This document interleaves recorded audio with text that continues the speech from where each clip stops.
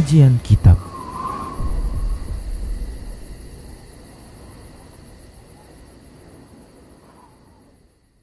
Bismillah, assalamualaikum warahmatullahi wabarakatuh. Innal hamdalillah nahmaduhu wa nasta'inuhu wa nastaghfiruh wa na'udzu billahi min shururi anfusina wa min sayyiati a'malina. May yahdihillahu fala mudilla lahu wa may yudlilhu fala hadiyalah. Wa asyhadu an la ilaha illallah wahdahu la syarika lah wa asyhadu anna Muhammadan abduhu wa rasuluhu sallallahu alaihi wasallam. Qala Allah tabaraka wa ta'ala, ya ayyuhalladzina amanu taqullaha haqqa tuqatih wa la tamutunna illa wa antum muslimun. Ya ayyuhan nasu taqu rabbakumul ladzi khalaqakum min nafsin wahidah وخلق منها زوجها وبث منهما رجالا كثيرا ونساء واتقوا الله الذي تساءلون به والأرحام إن الله كان عليكم رقيبا يا أيها الذين آمنوا اتقوا الله وقولوا قولا سديدا يصلح لكم أعمالكم ويغفر لكم ذنوبكم ومن يطع الله ورسوله فقد فاز فوزا عظيما. أما بعد فإن أصدق الحديث كتاب الله وخير الهدى هدى رسول الله صلى الله عليه وسلم وشر الأمور محدثاتها وكل محدثة بدعة وكل بدعة ضلالة وكل ضلالة في النار. Para pemirsa Rosyad TV dan para pendengar Radio Medan Mengaji serta para pemirsa media-media sunnah yang turut serta menyiarkan kajian ini, alhamdulillah segala puji hanya untuk Allah tabaraka wa ta'ala. Salawat dan salam kita ucapkan untuk Rasulullah sallallahu alaihi wasallam. Kita lanjutkan pembahasan kitab Minhajul Muslim di bab yang keempat, bahasan tentang ibadah, dan kita masih membahas tentang sujud, ya, yang ia merupakan bagian dari ibadah tentunya. Sujud yang kita bahas adalah sujud sahwi. Baik para hamba Allah rahimani wa rahimakumullah, sujud sahwi bila ada sebab yang mengharuskan untuk sujud tersebut, maka disyariatkan untuk melakukan sujud berdasarkan kesepakatan para ulama. Hanya saja para ulama mereka itu berbeda pendapat tentang hukumnya, apakah sunat ataukah wajib. Baik para hamba Allah rahimani wa rahimakumullah, pendapat yang pertama pendapat ulama mazhab Maliki dan ulama mazhab Syafi'i. Mereka berpendapat bahwasanya hukumnya sunat tidaklah wajib. Hukumnya sunat tidaklah wajib. Karena sujud sahwi tersebut hanya sebagai penggantinya saja. Baik para hamba Allah rahimani wa rahimakumullah,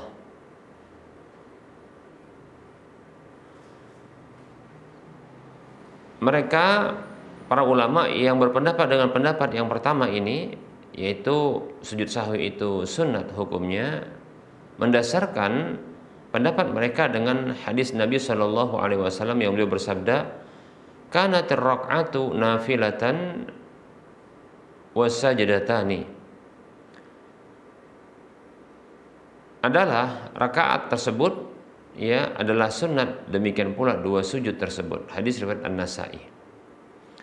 Baik para hamba Allah rahimani wa rahimakumullah, kemudian pendapat yang kedua adalah pendapat ulama mazhab Hanafi yang berpendapat bahwasanya sujud sahwi itu hukumnya wajib, di dalam pendapat yang masyhur dari mereka.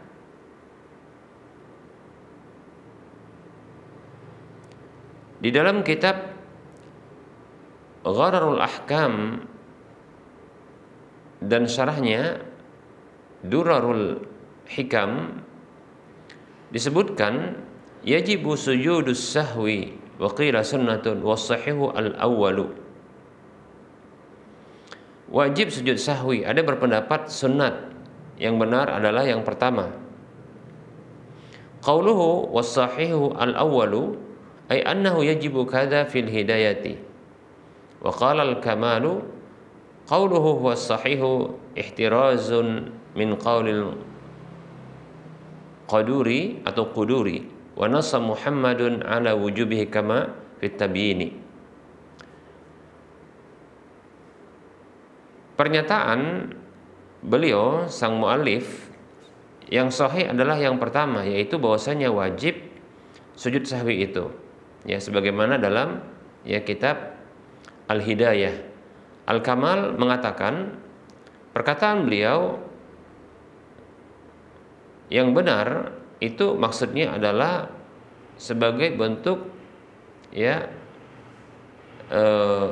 terlepas dari perkataan Al-Quduri, ya, dan Muhammad itu memberikan penjelasan tentang kewajibannya sebagaimana dalam kitab Tabyin, ya, yaitu wajibnya untuk sujud sahwi, demikian, ya. Ini ulama-ulama mazhab Hambali, mazhab Hanafi. Adapun ulama mazhab Hambali, mereka merinci, ya. Mereka berpendapat, ya, apabila yang tertinggal itu adalah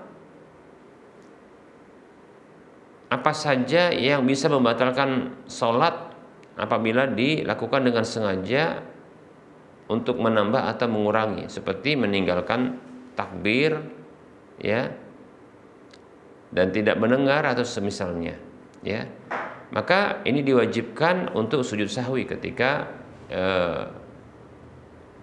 terlupakan hal-hal yang bisa membatalkan sholat apabila ditinggalkan secara sengaja. Berkata Ibnu Qudamah dalam kitab Al-Mughni, wa sujudus sahwi lima yubtilus salata amdahu wajibun. Sujud sahwi untuk apa saja yang bisa membatalkan sholat bila dilakukan secara sengaja, maka itu adalah wajib hukumnya, demikian. Namun apabila yang tertinggal tersebut, yang terlupakan tersebut adalah hal-hal yang hukumnya wajib saja, ya, hukumnya wajib atau mungkin sunat, ya, maka hukumnya juga sunat, ya, hukumnya juga sunat. Seperti contohnya kelupaan untuk membaca tasbih dalam ruku dan sujud, ya, maka dianjurkan untuk melakukan sujud sahwi, ya, boleh juga untuk meninggalkannya. Baik para hamba Allah rahimani wa rahimakumullah.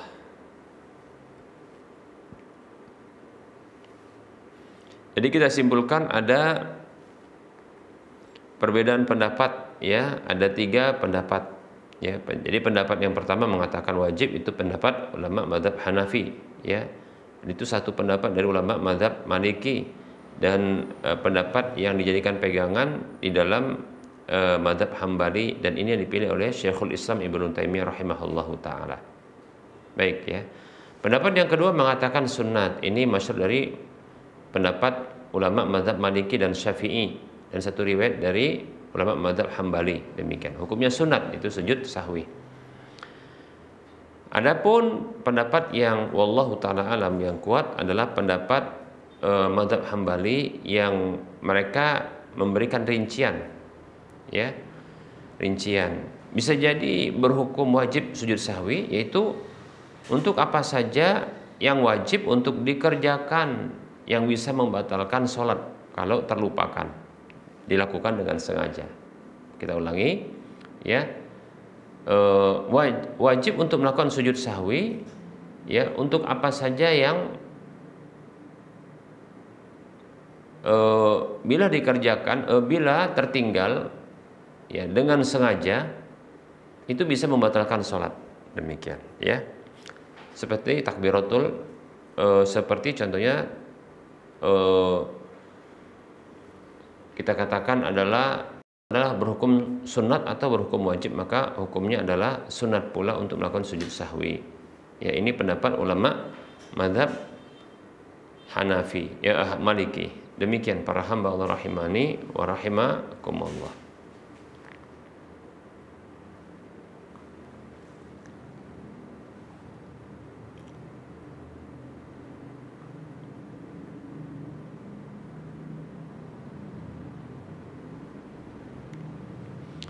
Baik para hamba Allah rahimani wa rahimakumullah. Baik, kapankah melakukan sujud sahwi? Kapankah melakukan sujud sahwi? Apakah setelah salam ataukah sesudah salam? Setelah salam ataukah sebelum salam?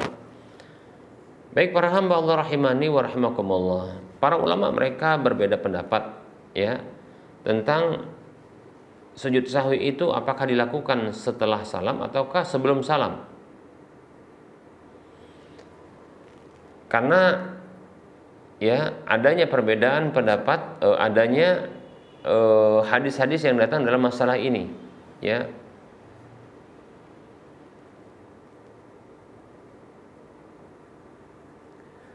Ada 9 pendapat, ya. Kita akan sebutkan, ya, 9 pendapat tersebut.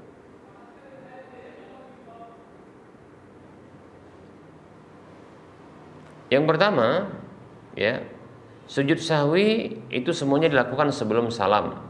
Yang kedua, sujud sahwi semuanya dilakukan setelah salam.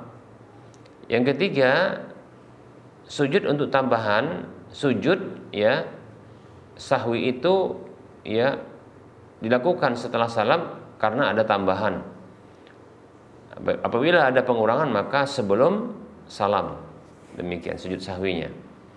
Kemudian yang keempat adalah diberlakukan setiap hadis itu sebagaimana datangnya, ya. Nah, apa saja kasus-kasus di mana tidak terdapat dalam dalil, maka sujudnya sebelum salam. Baik para hamba Allah rahimani rahimakumullah, pendapat yang kelima, dipergunakan setiap hadis itu sebagaimana datangnya.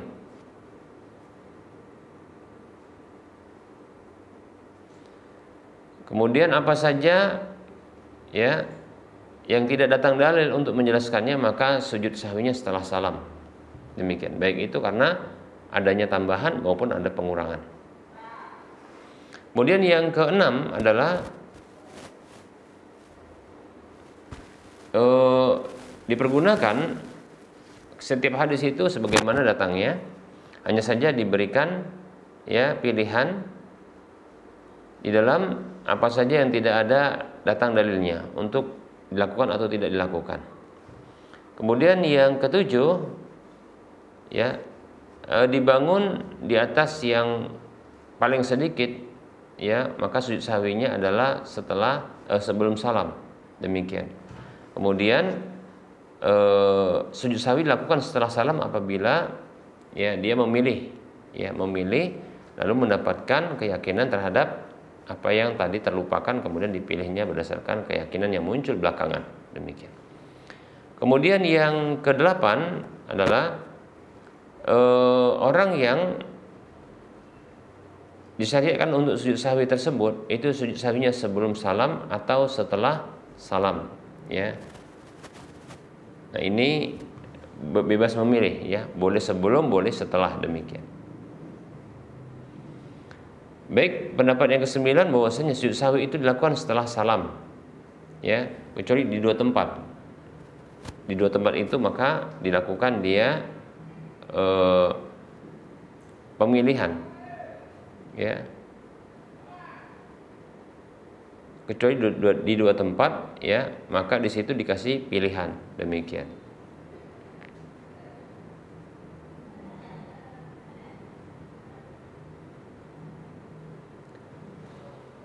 Kapan itu? Yang pertama adalah apabila sudah bangkit sempurna ya dari duduk tasyahud awal, ya.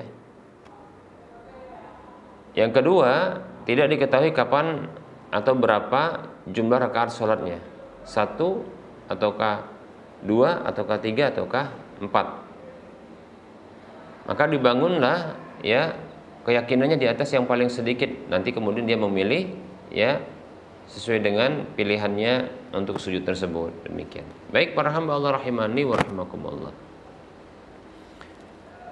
Saya condong ya untuk memilih yang mudah, yaitu silahkan memilih untuk melakukan sujud sahwi itu sebelum atau setelah salam. Demikian. Ini pendapat yang dinukilkan dari Ali radhiyallahu anhu. Baik para hamba Allah rahimani wa rahimakumullah.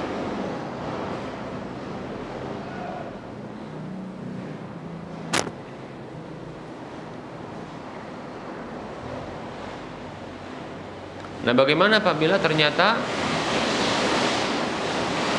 lupa sujud sahwi? Ya. Sujud sahwi pun lupa ternyata. Dan terjadi ya jeda yang panjang atau batal wudunya. Apakah ya boleh sujud sahwi ya ataukah memulai dari yang baru? Baik para hamba Allah rahimani wa rahimakumullah. Nah, apabila terjadi jeda yang begitu panjang ya selama tidak batal wudu, maka para ulama mereka memiliki dua pendapat. Ya, pendapat yang pertama ya diulangi sholat ya dari yang baru. Ini pendapatnya Imam Abu Hanifah, Malik, Imam Syafi'i dan Imam Ahmad. Ya, ngulang dari yang baru ya. Jadi nggak dianggap. Ngulang sholatnya dari yang baru. Kenapa? Karena ada jeda yang panjang walaupun belum batal.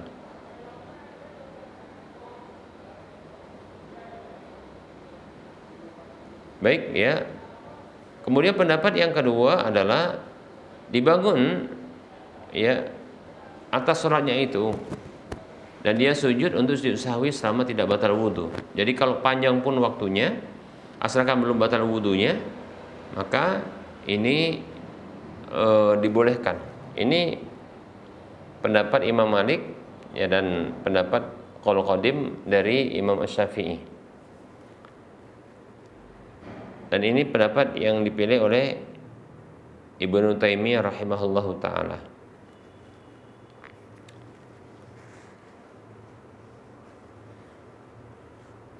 Hanya saja ada pengkhususan nanti melakukan sujud sahwinya setelah salam. Demikian. Baik para hamba Allah rahimani wa rahimakumullah.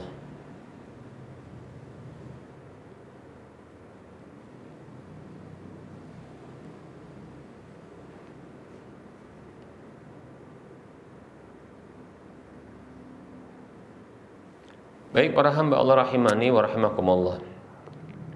Jadi para ulama tadi berbeda pendapat apabila ya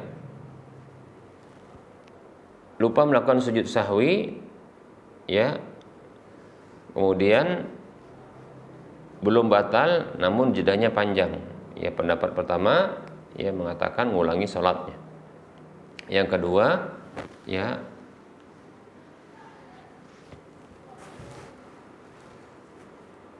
dilakukan sujud sahwi berdasarkan kondisinya selama dia belum batal wudunya. Demikian ya. Dan ini wallahu ta'ala alam pendapat yang kuat. Demikian. Oleh karenanya dari sini maka bisa kita ambil kesimpulan bahwasanya kalau seseorang itu lupa sujud sahwi lalu dia batal karena buang angin katakan, maka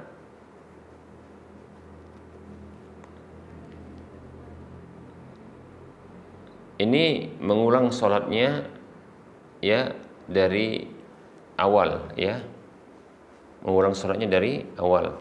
Tentunya bagi orang-orang yang sujud sahwinya itu disyariatkan karena rukun ya, dari rukun yang tertinggal. Demikian ya.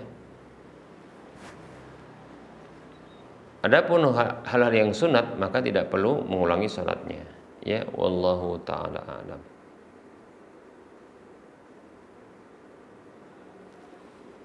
Baik para hamba Allah rahimani wa rahmakumullah, ya. Bolehkah mengulangi sujud sahwi di salat yang sama? Contohnya ada seorang yang sholat, ya, dia mengalami beberapa kali lupa sholat, beberapa kali lupa, ya.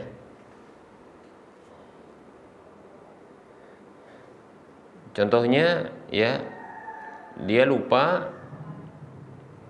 ya, untuk membaca Al-Fatihah, ya, lalu dia pun kembali ke setelah mungkin sudah ruku atau ketika sudah sujud, maka dia pun, ya, melakukan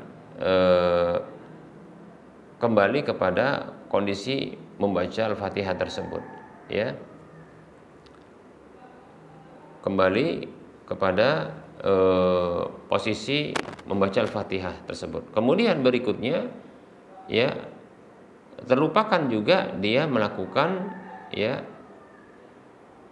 di rakaat berikutnya dia lupa, contohnya, ya, ruku ataupun i'tidal, ya, namun kembali lagi demikian. Apakah nanti di akhir dia ini melakukan sujud sahwi dengan cara berulang, ya?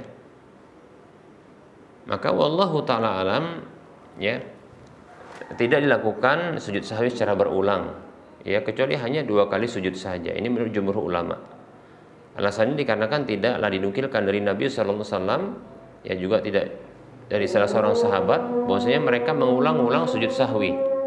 Ya, padahal potensi besar, ya, terjadinya beberapa kali, ya, kelupaan dalam sholat demikian. Baik para hamba Allah rahimani wa rahimakumullah.